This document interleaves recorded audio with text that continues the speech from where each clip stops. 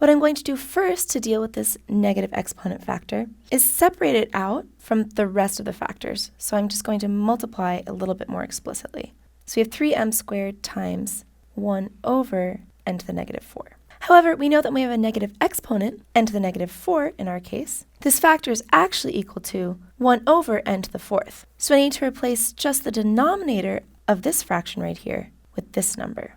So that's going to give us 3m squared times 1 over n to the 4th. This is really not looking very pretty. However, we know how to handle this. Dividing by a fraction is the same as multiplying by its reciprocal. So if, for example, we have 1 over a over b, that's just equal to 1 times b over a. So we can continue modifying this expression using that trick.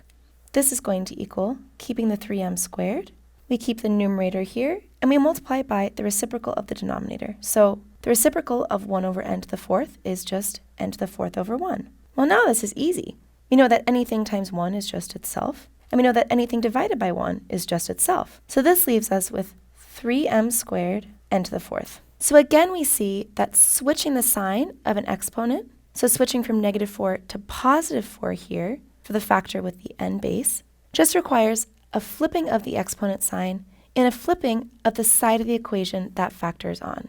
We switch from having n to the negative 4th in the denominator to having n to the positive 4th in the numerator. If you found working with fractions like this a little bit difficult, not a big deal at all. Just take some time to review manipulation of fractions with the materials that we've directed you to.